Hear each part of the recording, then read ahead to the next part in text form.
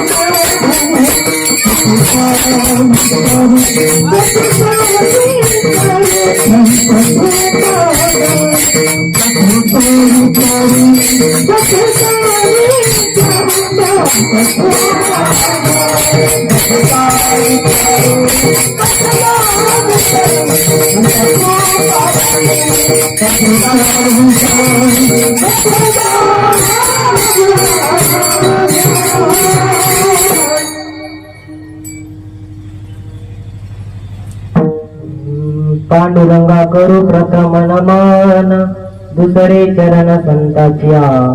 त्यांच्या कृपा दानी कथेचा विस्तारू, बाबाजी सद्गुरु दास तुका.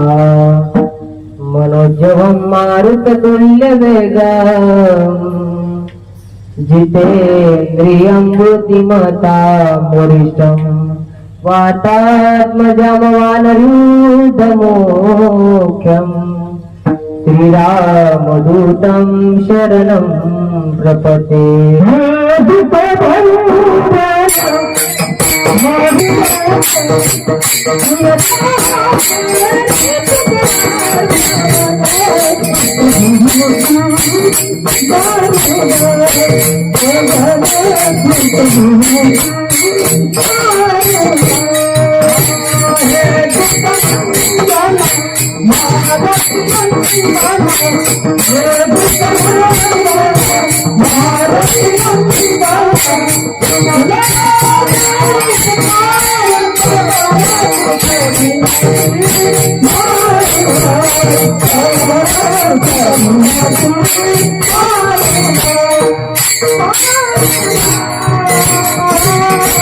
सद्गुरु तुकया ज्ञानदीपा,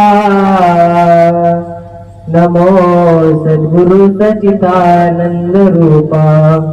नमो सद्गुरु भक्त कल्याण मूर्ती. नमो सद्गुरु भास्करा पूर्ण कीर्ती. सेवे लागी सेवक झालो झालो,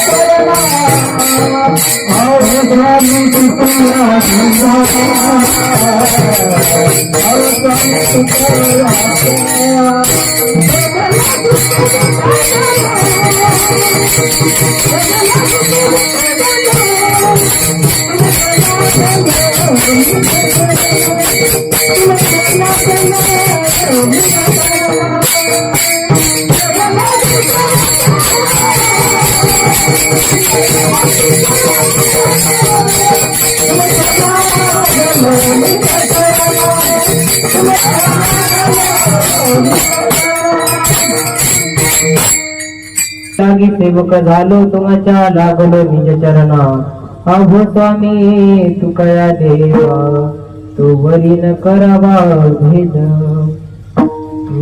सोयी भानु जो भानवरा दिला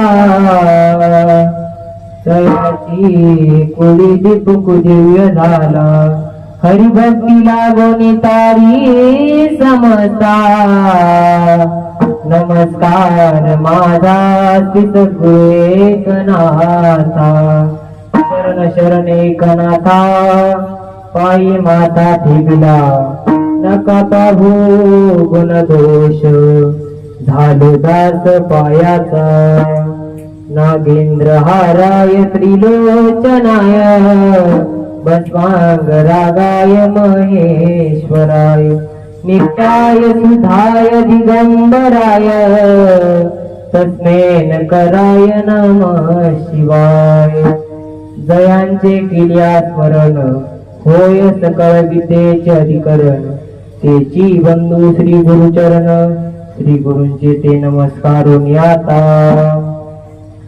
सारासार विचार करा गुठागुठी नाम धरा कंठी विठोबाचे दयाच्या चिंतने निसेल संकट तराल दुर्गत भोग सिंधू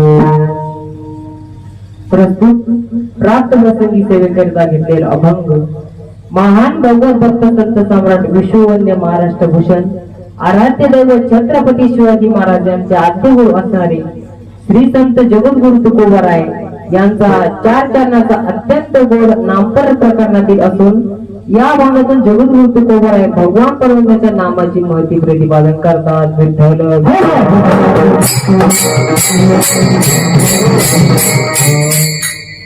अभंगाचा प्रतिपाद्य विषय असा आहे म्हणजे अभंगाचा सरळ सरळ भाव असा आहे.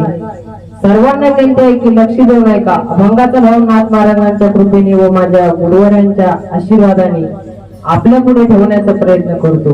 आजच्या अभंगातून जगद्गुरु तुकोबाराय भगवान परमेश्वराच्या नामाची महती सांगत असताना तुकोबाराय म्हणतात, सारा सारा विचार करा उठाउठी.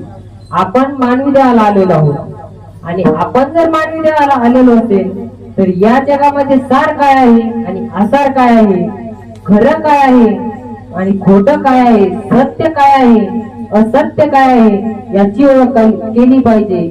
या गोष्टीचा विचार केला पाहिजे. मग जे खरं आहे ते घेतलं पाहिजे, जे सत्य आहे ते घेतलं पाहिजे, जे सार आहे ते घेतलं पाहिजे. सार म्हणजे खरं आणि आसार म्हणजे खोटं. आसाराचा त्याग केला पाहिजे. मग साराचं काय केलं पाहिजे? ग्रहण. कोणत्या साराचं? आपण पोळ्याच्या दिवशी आमटी खातो तो सार नाही. मग सार शब्दाचा अर्थ होतो सत्य. त्या सत्याचं ग्रहण आपण केलं पाहिजे. म्हणून तुकोबाराय म्हणतात, सारा सार विचार करा उठाउठी. मानवी देहाला आल्याच्या नंतर सारा सारचा विचार केलाच पाहिजे. खरं काय आणि खोटं काय या गोष्टीचा विचार केला पाहिजे. पण तुकोबाराय म्हणतात उठाउठी करा. उठाउठी करा म्हणजे कसं करा? लवकर करा. लवकर का करा? कारण की मानवी देह आपल्या हातामध्ये नाही आणि केव्हा जाईल हे सांगता येत नाही. अनेक संतांची प्रमाण अशी आहे, क्षणभंगुर नाही भरवसा, वारे सावध थोडा माया आशा, काही नसले बळ पडेल पासा, पुढे हुशार थोराय ओळसा. अनेक संतांची प्रमाण आहे. किंवा क्या भरोसा है इस जिंदगी का, क्या भरोसा है इस जिंदगी का। साथ देती नहीं, साथ देती नहीं, साथ देती नहीं किसी का, क्या भरोसा है इस जिंदगी का। केव्हा मानवी देह पडेल हे सांगता येत नाही, म्हणून महाराज म्हणतात बाबांनो लवकर विचार करा, सारा सारा विचार करा उठाउठी। सारा साराचा विचार केल्याच्या नंतर सार काय आहे हे तुमच्या लक्षात येईल आणि आसार काय आहे हेही तुमच्या लक्षात येईल। तुकोबरा आमच्या नाही येत लक्षात, विचार करून सुद्धा नेमके या जगामध्ये सार काय आहे आणि आसार काय आहे तर तुकोबरा म्हणतात तुमच्या लक्षात येत नाही ना, तर मग ऐका, सार आहे भगवान परमात्म्याचं नाम, सार सार सार नाम विठोबा तुझे सार। भगवान परमात्म्याचं नाम सार असल्यामुळे ते अंतःकरणामध्ये ग्रहण करा, म्हणजे काय करा, सारा सार विचार करा उठाउठी, नाम धरा कंठी विठोबाचे आणि भगवान परमात्म्याचं नाम कंठामध्ये धारण करा। आणि आसार काय आहे, आसार हा संसार आहे, फलकट तो संसार येथे सार भगवंत। भगवान परमात्म्याचं नाम सार असल्यामुळे तुकोबरा म्हणतात सार नाम कंठामध्ये धारण करा। तुकोबरा आहे भगवान परमात्म्याचं नाम कंठामध्ये धारण करतो, पण कंठामध्ये धारण केल्याच्या नंतर आम्हाला काय फायदा होईल ते तर सांगा ना। कारण की कोणताही मनुष्य काम करत असताना त्याला त्या कामामध्ये काही फायदा काही नफा होत असेल तर करतो, अन्यथा करत नाही, असा सिद्धांत देवावरतला। तुकोबरा म्हणतात भगवंताचं चिंतन करा। तुकोबरा भगवंताचं चिंतन करतो, पण आम्हाला काय फळ मिळेल तर तुकोबरा म्हणतात तुमच्या जीवनातील सर्व संकटे नष्ट होतील, तयाच्या चिंतने निर्सेल संकट, तराल दुर्घट भव सिंधू। जीवनातील सर्व संकटे टळतील व दुर्घटाचा संसार सिंधू तरुण जाल। अशा भगवान परमात्म्याच्या नामामध्ये ताकद आहे, अशा भगवान परमात्म्याच्या नामामध्ये सामर्थ्य आहे। तुकोबरा म्हणतात तुम्ही काय करा, भगवंताचं चिंतन करा। तुकोबरा भगवंताचं चिंतन करतो, पण केव्हा करायचं, किती वेळ करायचं तर तुकोबरा म्हणतात किती वेळ नाही, केव्हा नाही, मानवी जीवनच त्याकरिता आहे। जन्मोनिया कोणी वाचेश्वरी राम धरी हा नेम अहर्निशी। अहर्निशी म्हणजे हा नेमदर कोणता, भगवंताचं चिंतन करण्याचा, म्हणजे तुझा उद्धार होईल, तुझ्या जीवनातील सर्व संकटे टळतील। तुकोबरा ठीक आहे हो, माझ्या जीवनातील सर्व संकटे टळतील, माझा उद्धार होईल, पण माझ्या संबंधाने असलेले माझे आई वडील माझे बहीण भाऊ यांच्या जीवनातील तर तुकोबरा म्हणतात तुझाच उद्धार होईल असं नाही, तुझ्या आई वडिलाचा उद्धार होईल, तुझ्या आजी आजोबाचा उद्धार होईल, तुझ्या पंजी पंजोबाचा उद्धार होईल, तुझ्या खापर पंजाचा पंजीचा उद्धार होईल, कोट्यामध्ये कुळ तरुण जाल। तुका म्हणे कोटी कोळीचे पुनीत भावे गात गीत विठोबाचे, विठ्ठल विठ्ठल।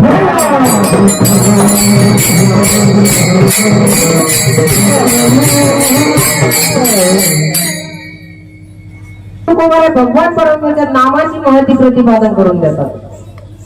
प्रतिपादन करत असताना म्हणलं तर तुकोबरांनी उपदेश केलेला आहे आणि म्हणलं तर नामाचंही महत्व सांगितलेलं आहे। आणि ज्या भागात नामाचं महत्व सांगितलेलं असतं त्याला नामपर असं म्हटलं जातं, तर या भागात सुद्धा नामाचं महत्व सांगितलेलं आहे। नाम धरा कंठी विठोबा, चिंतयाच्या चिंतने निर्सेल संकट। नामाचंही महत्व आहे आणि तुकोबरांनी उपदेश केलेला आहे। तर आजच्या अवगतून आपल्याला भगवान परमात्म्याच्या नामाची महती पाहिजे आहे। आजच्या अवगतून जगद्गुरु तुकोबरा आपल्याला भगवान परमात्म्याच्या नामाची महती प्रतिपादन करून देतात। आजच्या अवगतून जगद्गुरु तुकोबरा भगवान परमात्म्याच्या नामाची महती आपल्या पुढे प्रतिपादन करतात। आजच्या अवगतून जगद्गुरु तुकोबरा आपल्याला विचार करायचा सांगतात। पहिल्या चरणामध्ये काय आलेलं आहे, सारा सार विचार, अभंगात विचार शब्द आलाय, तर आता चला आपण विचार शब्दाचा विचार करू। तुकोबरा म्हणतात विचार करा, कारण की विचार शक्ती कोणाच्या ठिकाणी आहे, तुकोबरांनी आपल्याला विचार का करायला सांगितला, कारण की विचार शक्ती फक्त मानवाच्या ठिकाणी आहे, माणसाच्या ठिकाणी आहे, इतर प्राण्याच्या ठिकाणी विचार शक्ती नाही। मग आपण जर शरीराचा विचार केला तर 84 लाख प्रकारची शरीर या जगामध्ये आहे, या भूमंडलामध्ये 84 लाख प्रकारची शरीर आहे. आणि 84 लाख प्रकारच्या शरीराचा जर विचार केला तर त्यांच्यामध्ये कोणाच्याच ठिकाणी विचारशक्ती नाही. तुकोबरा 84 लाख प्रकारच्या शरीरामध्ये 4 कानी पडतात. तुकोबरा म्हणतात आपलं जसं शरीर आहे ना, आपण आपल्या शरीराला काय म्हणतो? देह म्हणतो, नरदेह म्हणतो. आपलं जसं शरीर आहे तसं कुत्र्याचं काय आहे? शरीर आहे. मांजराचं शरीर, गाढवाचं शरीर. मग त्यांच्या ठिकाणी विचारशक्ती आहे का? नाही. पशुकाय पाप पुण्य जाणती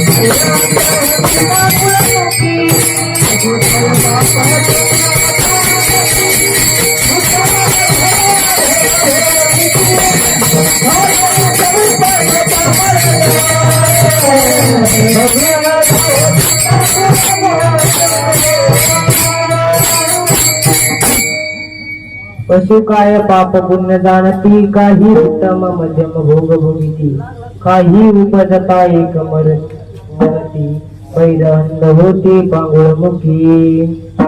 मग असे जे शरीर आहे असे किती प्रकारचे आहे? 84 लाख प्रकारचे शरीर आहे. आणि 84 लाख प्रकारच्या शरीरामध्ये 4 कानी पडतात. एका कानीमध्ये 21 लाख, असे 84 लाख प्रकारच्या शरीरामध्ये 4 कानी पडतात. तर एका कानीमध्ये 21 लाख, दुसऱ्या कानीमध्ये 21 लाख, तिसऱ्या कानीमध्ये 21 लाख, चौथ्या कानीमध्ये 21 लाख, 21 चौक 84 लाख प्रकारचे शरीर या जगामध्ये आहे. तर तुकोबरा म्हणतात 84 लाख प्रकारच्या शरीराचा जर विचार केला तर त्यांच्या कोणाच्याच ठिकाणी विचारशक्ती नाही. तर आता चला आपण कोणाकोणाच्या ठिकाणी विचारशक्ती आहे आणि कोणाच्या ठिकाणी विचारशक्ती नाही याचं थोडंसं चिंतन करू. विठ्ठल विठ्ठल.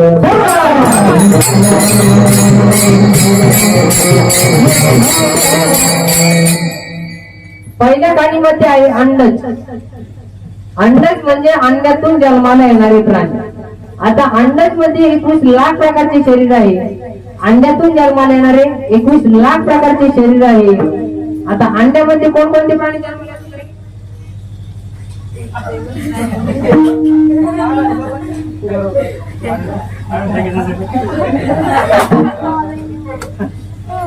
मुंगी. मुंगी कुठून जन्माला येते? अंड्यातून. साप अंड्यातून. कोंबडी अंड्यातून. मग आपण आता मुंगीचा प्रकार घेऊ. मुंगीमध्ये सुद्धा किती प्रकार आहेत? अनंत प्रकार आहे. कोणकोणते सांगू का? एक काळी मुंगी, लाल मुंगी, तांबडी मुंगी, उडणारी मुंगी, न उडणारी मुंगी, बिगर पखाची मुंगी, पखाची मुंगी. अशी मुंगीमध्ये सुद्धा किती प्रकार आहेत? अनंत प्रकार आहेत. म्हणजे 21 लाख प्रकार अशा पद्धतीने होतात. काळी मुंगी, लाल मुंगी, प्रत्येक देहाचं कार्य आणि प्रत्येक देहाचं वैशिष्ट्य वेगळं आहे. काळी मुंगी, लाल मुंगी. आपण शेतकरी वर्ग आहोत. आपण शेतामध्ये पाणी धरायला गेल्यावर आपल्या पायावर काळ्या मुंग्या चढतात. चढल्याच्या नंतर ते चावतात का? नाही चावत. आता लाल मुंगी, तांबडी मुंगी पायावर चढली तर चावतात. मग चावल्याच्या नंतर कसं वाटतं? आनंद वाटतो का? नाही. बापरे, निस्ती आघात होती. म्हणून याच्यातून काहीतरी मार्गदर्शन घेतलं पाहिजे. म्हणून लग्न करत असताना ध्यानात ठेवायचं की लाल मुंगी खूपच चावते. ऐका, विनोदाचा भाग सोडून द्या. सांगायचं तात्पर्य काळी मुंगी, लाल मुंगी, तांबडी मुंगी, उडणारी मुंगी हे जे मी काही प्रकार सांगितले कशा करता सांगितले? तुकोबरा म्हणतात सारा विचारशक्ती तर प्राण्याच्या ठिकाणी नाही. मग ते कोणते प्राणी आहे ते तर सांगितले पाहिजे ना. मग आजी जे शरीर आहे तर ते 21 लाख प्रकारचे शरीर अंदाज मध्ये आहे. मग त्यांच्या ठिकाणी कोणाच्या ठिकाणी विचार शक्य आहे का? एखाद्या कोंबडीला वाटलं का हरिपाठाला येऊन बसली भजन करीत विठ्ठल विठ्ठल बसते का? नाही बसत. का नाही बसत? कारण की तिच्या ठिकाणी विचार शक्तीच नाही.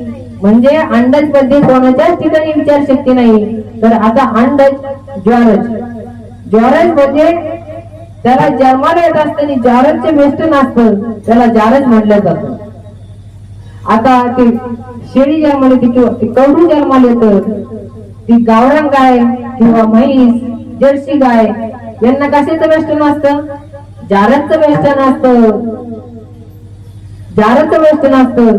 मग मानवी देवाला सुद्धा जारजचं वेष्टन आहे. आपण जारज मध्येच मोडतो. 84 लाख प्रकारचे जे शरीर सांगतो ना 4 खाणीमध्ये, तर आपण जारज मध्ये मोडतो. आपण जन्माला येत असताना आपल्याला जारजचं वेष्टन असतं. आपण जन्माला येत असताना आपल्याला जारजचं वेष्टन असतं. मग ते जारज काढला जातो, नाळ तोडला जातो, आपण रडायला लागलो तर आपला जन्म झाला. आपण जन्माला येत असताना आपल्याला कशाचं वेष्टन असतं? तर जारजचं वेष्टन असतं. मग अशी जे शरीर आहे जारज मध्ये सुद्धा किती प्रकारचे आहे? 21 लाख प्रकारचे शरीर आहे. मग त्यामध्ये शेळी, मेंढी, म्हैस, मग यांच्या ठिकाणी कोणाच्या ठिकाणी विचार शक्य आहे का? एखाद्या म्हशीला वाटलं का निघाली दिंडीला भजन करीत ज्ञानोबा माऊली तुकाराम निघते का? नाही निघत. कारण की त्यांच्या ठिकाणी विचार शक्तीच नाही. तर आता अंडज, ज्वारज, स्वेदज. स्वेदज म्हणजे घामापासून जन्माला येणारे किडे आणि पाण्यात जन्माला येणारे प्राणी यांना स्वेदज मानले जातात. आपल्याला जो घाम येतो ना त्या घामामध्ये सुद्धा काही किडे असतात. ते किडे आपल्या डोळ्याने दिसत नाही. तर आता पाण्यामध्ये कोणकोणते प्राणी जन्माला येतात? मेंढी, म्हैस,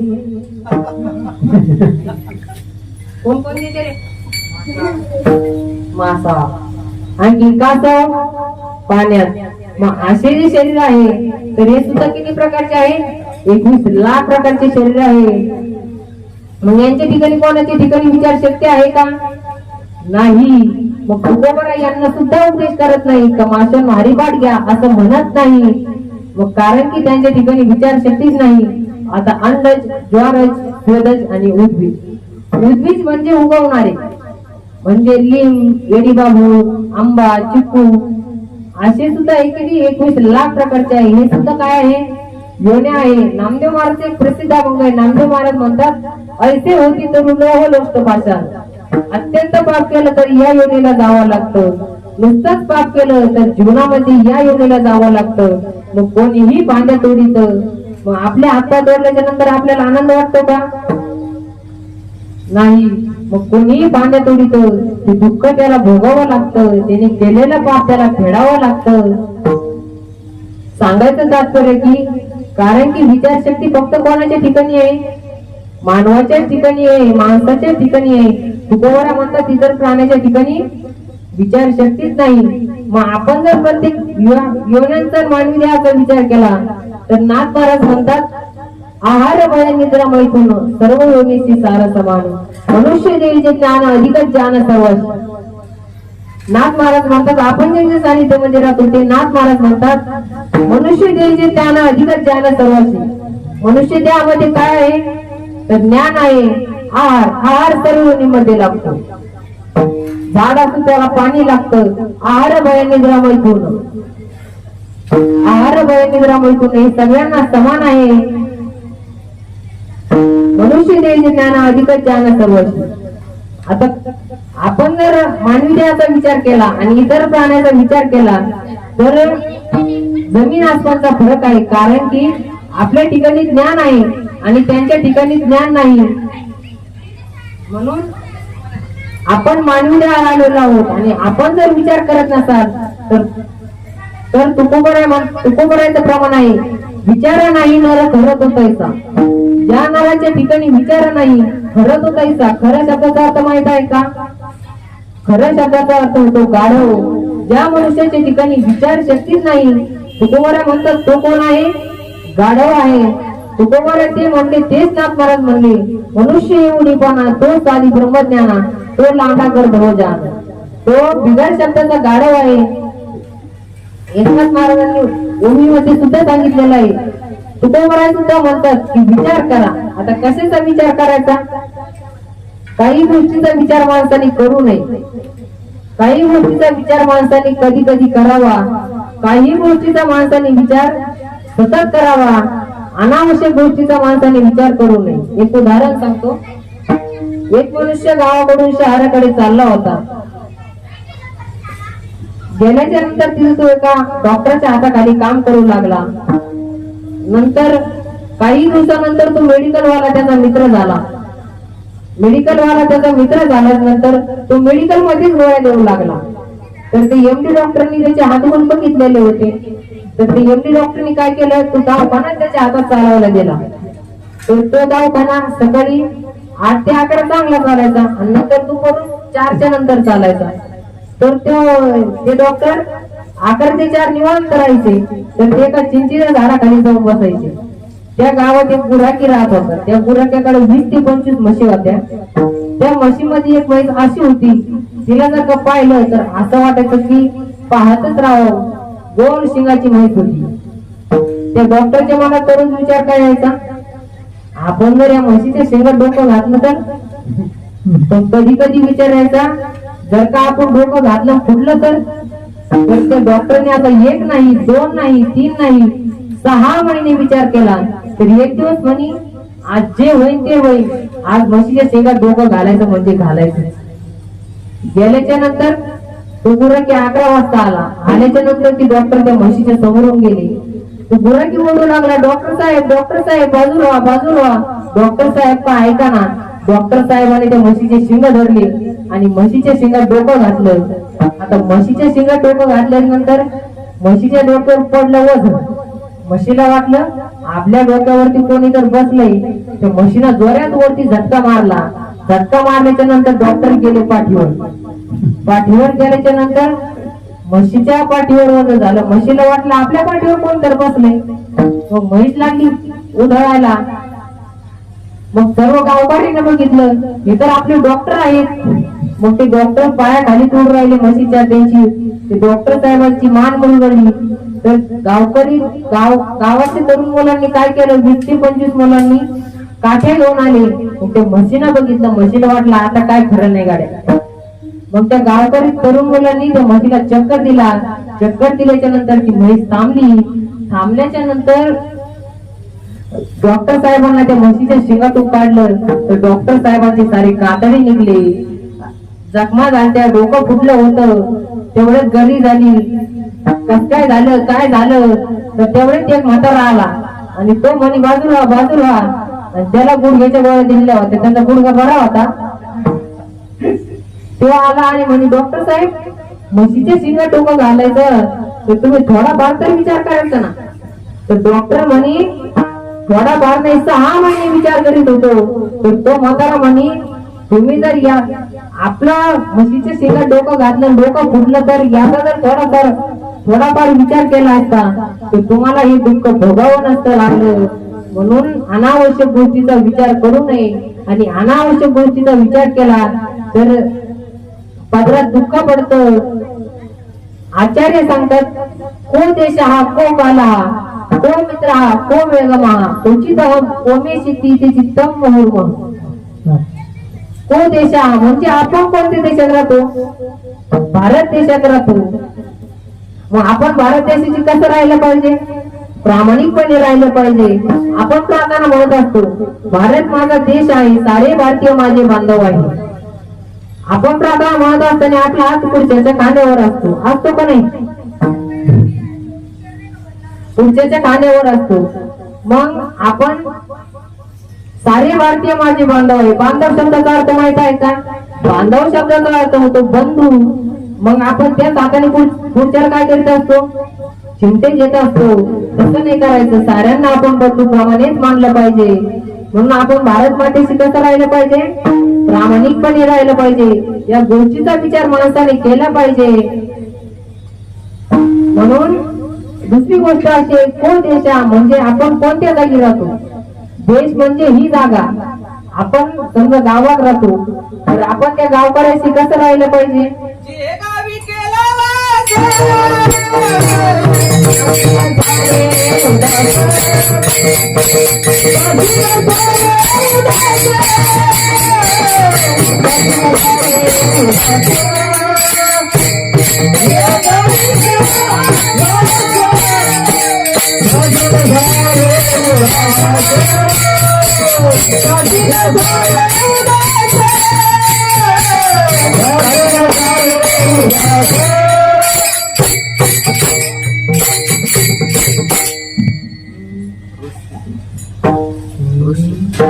जगादी केला वास त्याची नसावी उदास. आपण जर गावात राहत असलो आणि त्या गावकऱ्याशी आपण कसं राहिलं पाहिजे तर प्रामाणिकपणे राहिलं पाहिजे. आपण जर त्या गावकऱ्याशी प्रामाणिकपणे नाही राहिलं तर ते राहून देतील का? म्हणून त्या गावकऱ्यांशी आपण उदास राहिलं नाही पाहिजे, चांगलंच राहिलं पाहिजे. या गोष्टीचा विचार माणसाने केला पाहिजे. आता पुढचा आहे को काला. हा को काला म्हणजे आपण कोणत्या काळात वावरतो, आपलं वय किती, आपण वागतो कसे याच्यावर अवलंबून आहे. तारुण्य पण हे वेगळं असतं, बालपण हेही वेगळं असतं, म्हातारपण हेही वेगळं असतं. तर बालपणी काय करायचे ठरलेलं असतं, तारुण्यपणी काय करायचे ठरलेलं असतं, म्हातारपणी सुद्धा काय करायचे ठरलेलं असतं. आपण जर म्हातारपणाच्या गोष्टी बालपणी करायला लागलो तर जमन का? नाही जमत. आता 80 वर्षाचा म्हातारा झाला आणि तो 5वी-6वीच्या मुलांमध्ये गोट्या खेळतो. आता तुम्हीच सांगा जमत का? नाही जमत. वयाच्या प्रमाणे विचारायचं नाही. वय वाढले पण विचार बदलले नाही. एखादा म्हातारा झाला पण त्याचे विचार म्हातारे झाले नाही. एखादा म्हातारा झाला पण त्याचे विचार म्हातारे झाले नाही, विचार मोठे झाले नाही. सांगायचं तात्पर्य लहान बाळांमध्ये धिंगाणा घालतो, लहान पोराचं याचे त्याच्या मागे पळतो. सांगायचं तात्पर्य वयाच्या प्रमाणे विचारायचे नाही.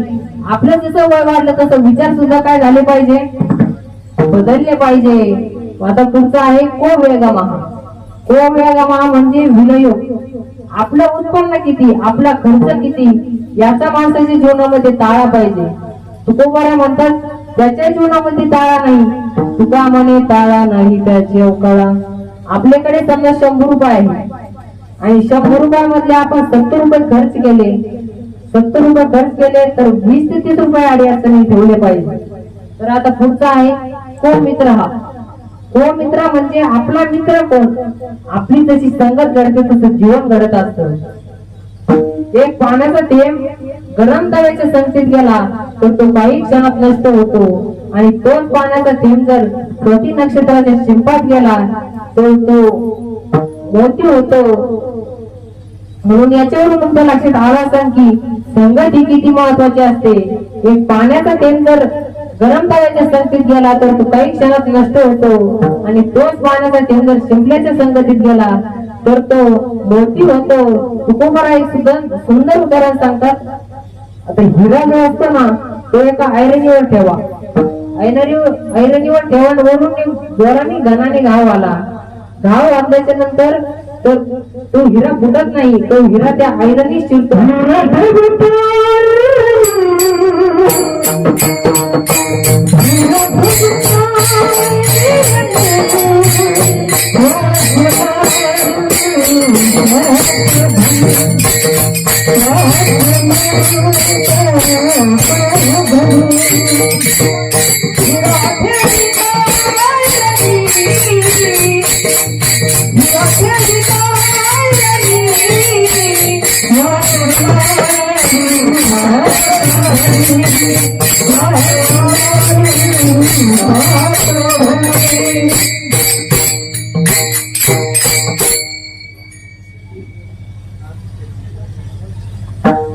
तो हिरा त्या घनात शिरतो, तो हिरा त्या ऐरणीत शिरतो मग फुटत नाही. आणि तोच हिरा जर ढेकणाच्या संगतीत गेला तर तुकोबारा म्हणतात ढेकणाच्या संगे ढेकणाच्या खंडाची संगे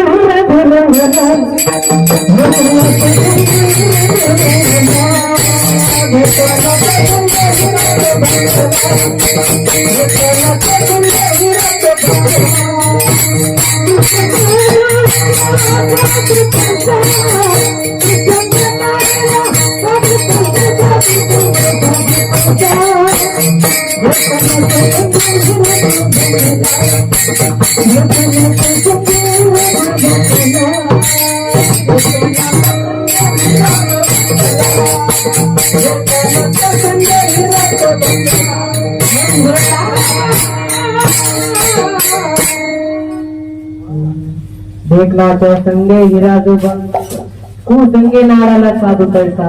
म्हणून ही संगत ही खूपच महत्वाची असते. आपल्या जसं मित्र असतो तसं जीवन घडत असतं.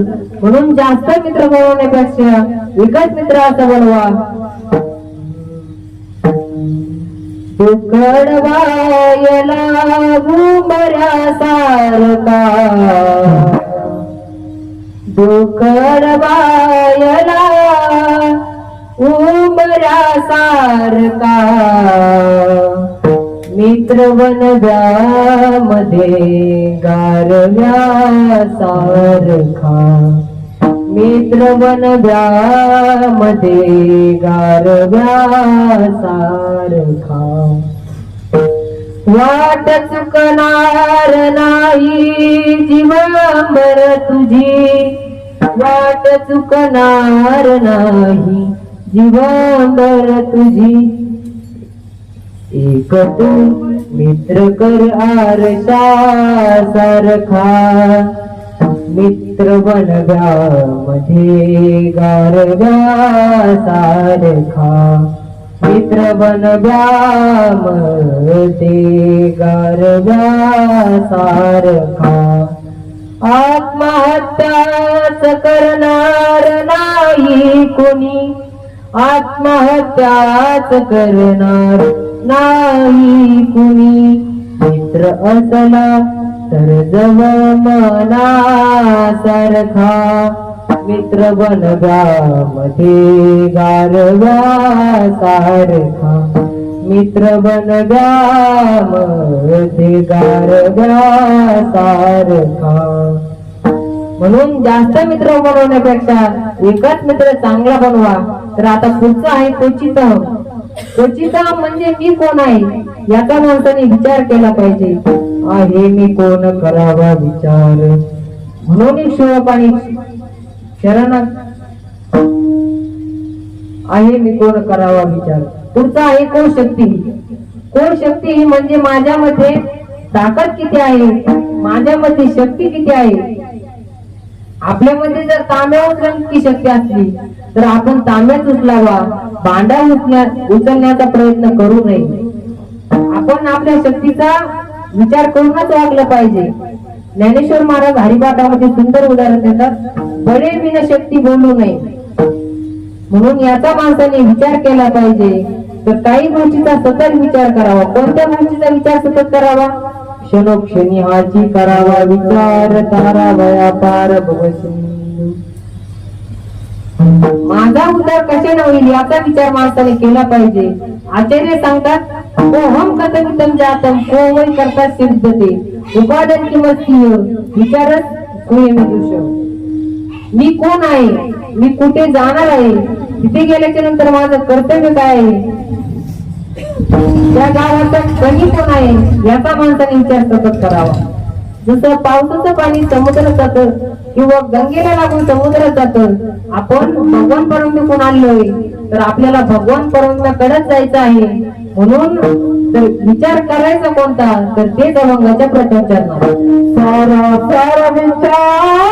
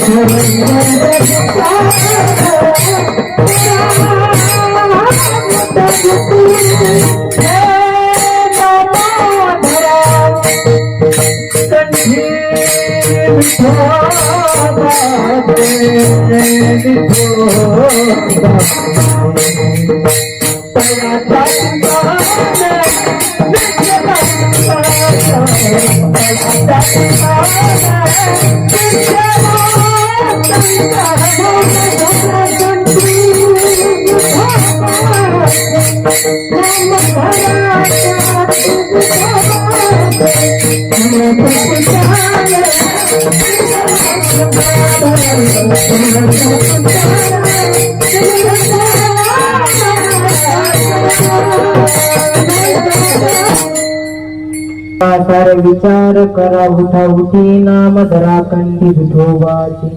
तुकोबरा म्हणतात सार काय आणि आसार काय याचा विचार करा. पण हा विचार करत असताना उठाउठी करा असं म्हणतात. आता उठाउठी करा म्हणजे कसं करा? लवकर करा. लवकर का करा? कारण की उशीर केला तर जमणार नाही का? याचं कारण असं आहे, ह्याच्या माध्यमातून करायचा तो विचार क्षणभंगूर आहे. केव्हा जाईल हे सांगता येत नाही. क्षणभंगूर नाही भरवसा वारे सावध थोडा माया आशा काही नसले बळ पडेल फासा पुढे हुशार थोडा बोळसा. या देहाचा क्षणभर सुद्धा भरोसा नाही. केव्हा जाईल हे सांगता येत नाही.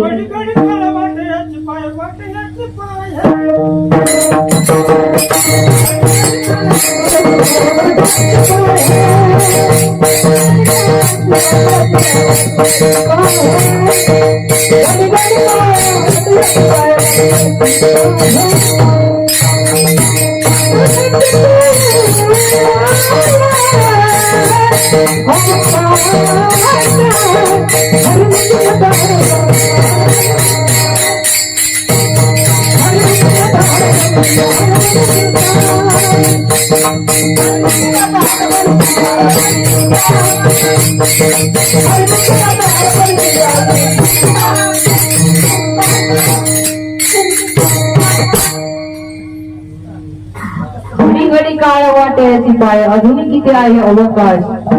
या देहाचा क्षणभर सुद्धा भरोसा नाही. म्हणून महाराज म्हणतात सार काय आणि आसार काय याचा लवकरात लवकर विचार करा.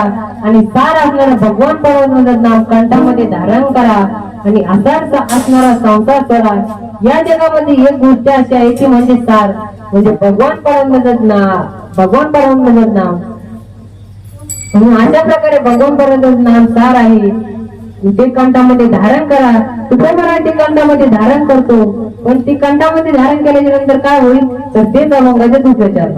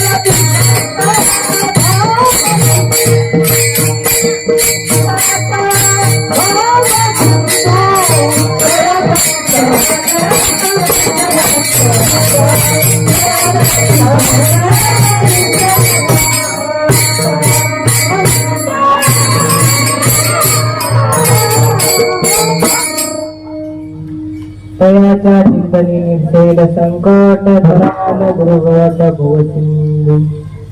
तुकोबरा म्हणतात कोणत्याही भगवंताचं चिंतन करा. कोणत्याही नामाचं चिंतन करा. तुमच्या जीवनामध्ये कसलेही संकट आले तर ते निवारण होतात. तर चिंतन करत असताना चिंतनाचे 4 प्रकार पडतात. पहिला आहे व्यर्थ चिंतन, दुसरं विषय चिंतन, तिसरं परतोष चिंतन, चौथं भगवंताचं चिंतन. व्यर्थ चिंतन केल्याने आपलं आयुष्य वाया जाते. विषय चिंतन केल्याने आपलं जीवन संपतं. परतोष चिंतन केल्याने आपल्या जीवनातील पाप वाढतात. तर भगवंत चिंतन केल्याने आपल्या जीवनातील सर्व संकटे नष्ट होतात. नामाच्या चिंतने बाळा वाटा पळती म्हणून भगवान परमेश्वराच्या नामाचं चिंतन करा, त्याने तुमच्या जीवनातील सर्व संकटे टळतील व दुर्घटाचा संसार सिंधू तरुण जा. अशा भगवान परमेश्वराच्या नामामध्ये ताकद आहे. म्हणून जन्माला येऊन रात्रंदिवस भगवान परमेश्वराच्या नामाचं चिंतन केलं पाहिजे, तर तेच अभंगाच्या तिसरे जन्म.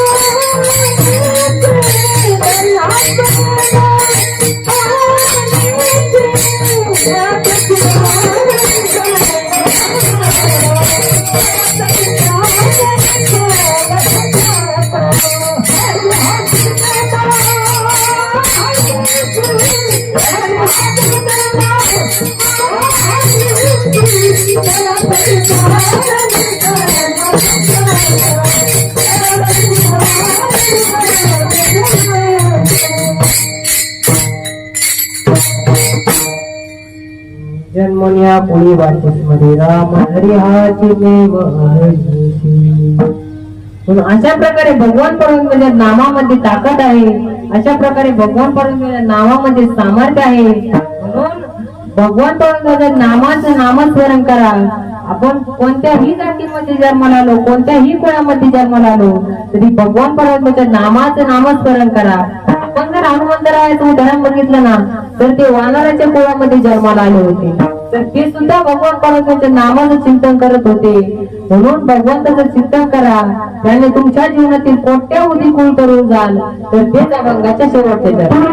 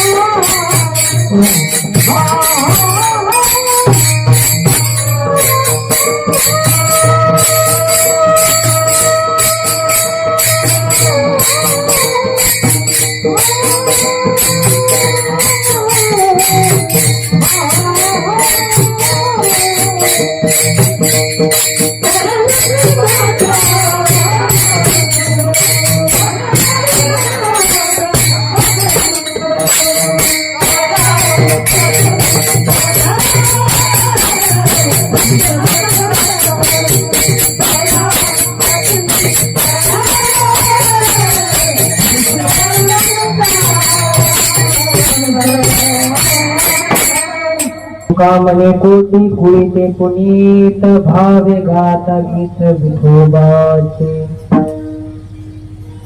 सारासार विचार करा उठा उठी नाम धरा कंठी विठोबाचे तयाच्या चिंतने निर्षेद संकट तराल दुर्गत जग सिंधू जन्मुनिया कुळी वाचे स्मरे राम धरी हाची नेम हरिसी तुका म्हणे कोटी कुळीते पुनीत भावे गाता गीत विठोबाचे तयाच्या चिंतने निषेध संकट कराल दुर्गट भवसिंधू.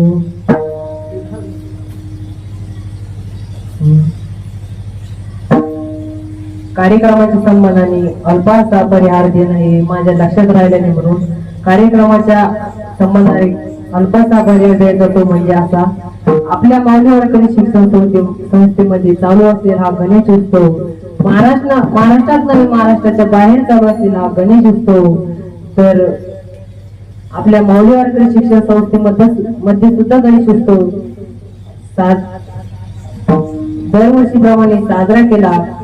तर माझ्या कीर्तनाला उपस्थित असणारे माझे गुरुवर्य, मी ज्यांच्यामुळे आज इथे उभा आहे तसे असणारे माझे गुरुवर्य श्री हरिभक्तपरायण कीर्तन केसरी संतोषजी महाराज शेंगे व तसेच हरिभक्तपरायण वेदांताचार्य दत्तात्रय महाराज जाधव यांच्या सानिध्यात राहून मी जे काही शिकलो ते तुमच्या समोर मांडण्याचा प्रयत्न केला. तसेच माझ्या कीर्तनाला उपस्थित असणारे भजन सम्राट कल्याण महाराज जाधव व तसेच माझे वडील कान्हू महाराज तापे हे सर्व गुरुबंधू मंडळी तसेच शिंदे सर हे सर्वच उपस्थित आहे. शिवव्याख्याते अभिषेक महाराज गौर हेही माझ्या कीर्तनाला उपस्थित आहे.